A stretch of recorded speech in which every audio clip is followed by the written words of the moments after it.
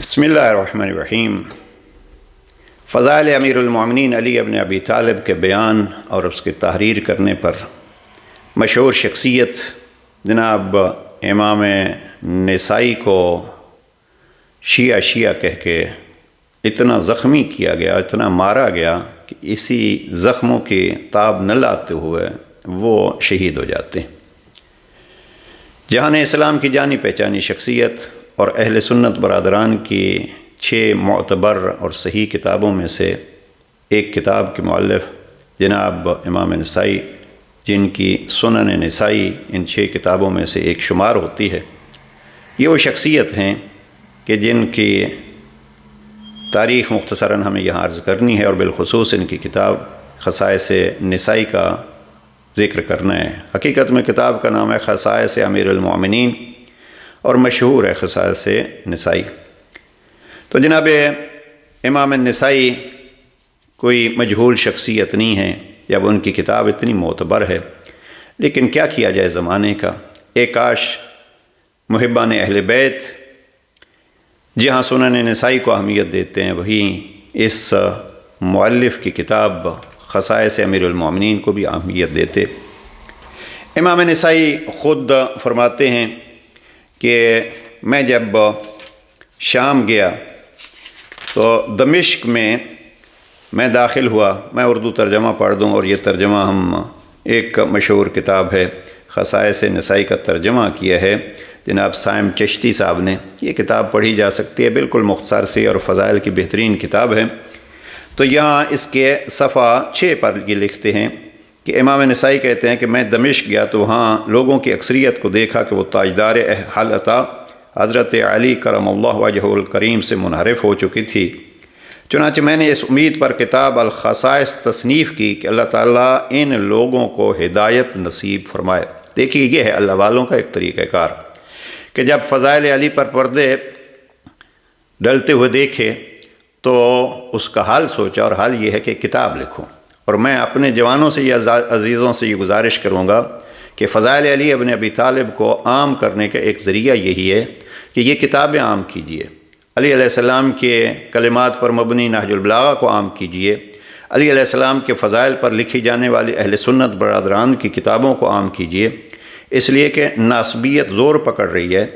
البتہ ناسبیت یہ سمجھتی ہے کہ ہم علی کے ذکر کو مٹا لیں گے۔ نہیں عزیزان، کوئی نہیں مٹا سکتا، اس لیے کہ یہ اللہ کا وعدہ ہے، اور اللہ سبحانہ وتعالیٰ کا یہ ارشاد عام ہے قرآن مجید میں، فَاذْكُرُونِي أَذْكُرْكُمْ، تم مجھے یاد کرو میں تمہیں یاد رکھوں گا۔ اب جب اللہ نے یاد رکھنے کا اور اللہ نے یاد کرانے کا وعدہ لے لیا ہے تو پھر مٹا کون سکتا ہے؟ اس گھرانے نے، اہل بیت نے اللہ کو یوں یاد کیا کہ اپنی مثال آپ ہیں۔ زیر خنجر بھی اللہ کو یاد کیا، نوک نیزہ پہ بھی اللہ کو یاد کیا۔ تو اب کوئی یہ کہے کہ ہم ان کا ذکر مٹا دیں گے۔ مجھے اس بزرگ کے جملات بہت پسند ہیں جو کہتے ہیں کہ دشمن نے دشمنی کی وجہ سے ان کے ذکر کو چھپایا، دوست نے اپنی جان کے خوف کی وجہ سے ان کے ذکر کو چھپایا، لیکن ان 2 پردوں کے درمیان سے بھی جو ذکر علی کا بچ گیا ہے اس سے زمانہ پر ہے۔ اب کوئی یہ خیال نہ کرے، لیکن اپنی شرافت کا اظہار اسی انداز سے کر سکتا ہے کہ وہ ذکر علی ابن ابی طالب کرے۔ تو امام نسائی فرماتے ہیں، اور یہاں جناب سائم چشتی صاحب نے جو ترجمہ کیا ہے مختلف حوالوں سے، مثلا تذکرۃ الحفاظ للذہبی صفحہ 699 سے انہوں نے جملہ لیا اور ترجمہ کیا ہے کہ فضائل چھپائے جا رہے تھے اور لوگ علی علیہ السلام سے منحرف ہو رہے تھے، تو میں نے یہ کتاب لکھی۔ اور پھر بعض محدثین کے حوالے سے انہوں نے لکھا ہے کہ دمشق ہی میں جب انہوں نے کتاب لکھی تو یہ کتاب پڑھ کے سنائی، اور جب کتاب پڑھ کے سنانا شروع کی ہے تو ایک موقع پہ ناسبیت جو اس زمانے میں آج کی طرح دمشق میں اپنے آپ کو ایک طاقت سمجھتی تھی، انہوں نے کیا کیا، جب تھوڑا سا حصہ انہوں نے اس کتاب خصائص کا پڑھا تو پھر انہوں نے کہا کہ فلاں فلاں کے فضائل بھی بیان کیجئے۔ تو انہوں نے اس کو کیسے رد کیا ہے، ہم اس کی طرف نہیں جاتے، اس لیے کہ ہمارا طریقہ کار یہ ہے کہ ہم اپنے مولا کے فضائل بیان کرتے ہیں۔ کوئی کیا ہے، ہم جب مولا علی کے فضائل بیان کرتے ہیں تو کسی کو ان کے برابر نہیں سمجھتے، اور یہ میں نہیں کہہ رہا، یہ نہج البلاغہ کے دوسرے خطبے میں امیر علیہ السلام فرماتے ہیں لا یسوّ بہم من جرت نعمتہم علیہ ابدا، جن لوگوں پر ان کے ذریعے سے نعمات الہیہ جاری ہوتی ہیں وہ اس گھرانے کے اہل بیت کے برابر نہیں ہو سکتے۔ اب دین ملا ہے تو کہاں سے ملا ہے؟ دین لوگوں کو بہت بڑی نعمت الہی کیا ہے؟ دین۔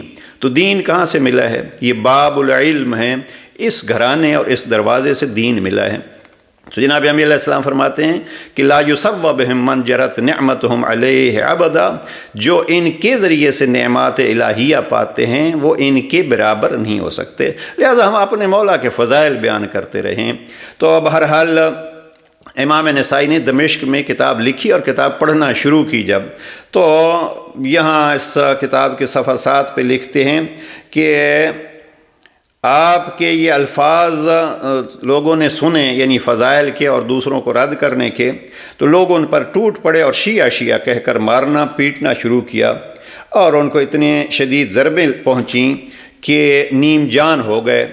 خادم سے کہا اور خادم ان کو اٹھا کر گھر لے آئے، اور پھر خادم سے کہا کہ مجھے مکہ معظمہ پہنچا دو تاکہ میرا انتقال وہاں ہو اور اس کے راستے میں ہو، یعنی مکہ پہنچ کے یا مکہ کے راستے میں، اور پھر مکہ پہنچ گئے اور وہیں ان کی شہادت ہوتی ہے، وہیں یہ فوت ہوتے ہیں۔ یہ انہوں نے شہادت کا پورا واقعہ لکھا ہے، اور پھر یہ شہادت ان کی ہوتی ہے سن 303 ہجری میں، 303 ہجری میں۔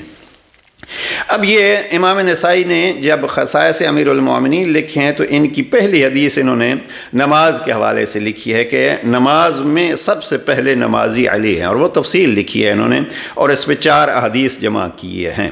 میں اس کو یہ دیکھ رہا تھا کہ یہ فضائل جناب امیر المومنین نے خود بھی نہج البلاغہ کے خطبہ 190 میں بیان کیے ہیں کہ میں وہ پہلے نمازی ہوں، میں وہ پہلا ایمان لانے والا ہوں۔ اب ایک سبقت کا ایک باب ہے کہ علی علیہ السلام نے کہاں کہا کہ میں پہلا نمازی ہوں، میں رسول کی پہلے بار تصدیق کرنے والا ہوں، میں رسول اللہ کا مددگار ہوں، تو یہ اپنی جگہ پہ۔ لیکن امام نسائی نے جو یہ چیزیں بیان کی ہیں، نماز کا بیان میں 4 حدیثیں بیان کی ہیں، اور یہاں چوتھی حدیث میں جو صفحہ 12 پہ ہے اس کتاب میں، وہاں انہوں نے ایک فرمان نقل کیا ہے کہ جناب امیر علیہ السلام فرماتے ہیں میں صدیق اکبر ہوں، میں صدیق اکبر ہوں۔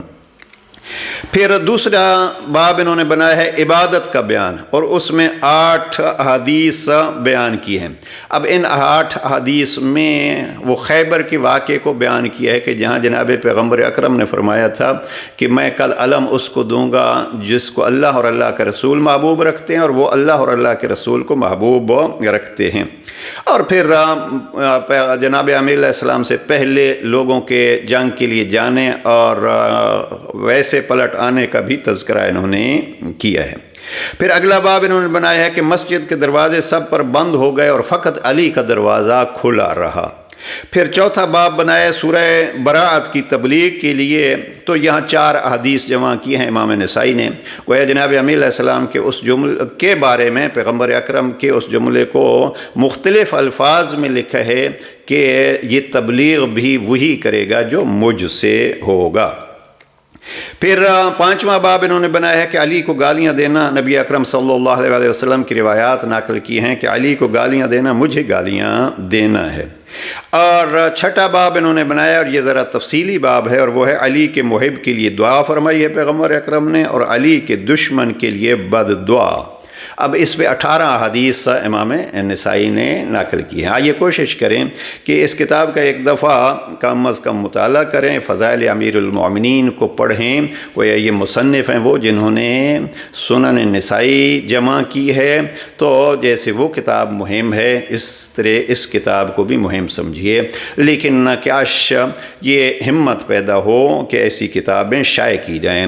نہیں معلوم کیا زمانے کو ہو گیا ہے کہ جن کتابوں میں فضائل علی ابن ابی طالب یا فضائل اہل بیت ہیں، علماء اہل سنت کی بہت ساری درجنوں بلکہ سینکڑوں کتابیں ایسی موجود ہیں۔ ایک فہرست بنائی ہے علامہ علی نقی صاحب نے، کسی وقت عرض کریں گے وہ فضائل جناب امیر علیہ السلام پہ لکھی جانے والی علماء اہل سنت سے کتابیں۔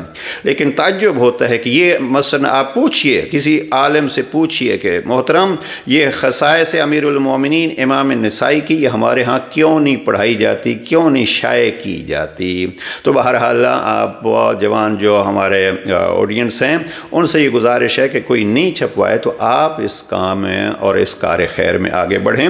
البتہ ہم گلہ نہیں کرتے، شکوہ نہیں کر رہے، اس لیے کہ یہ میرے پاس جو کتاب ہے یہ بھی ایک سنی عالم دین نے جناب علامہ سائم چشتی صاحب کی ترجمہ شدہ ہے اور انہوں نے لکھی ہے۔ تو ہمت کیجئے، ذکر علی عبادت ہے، اس عبادت خدا کو آگے بڑھائیے۔ والسلام علیکم ورحمۃ اللہ۔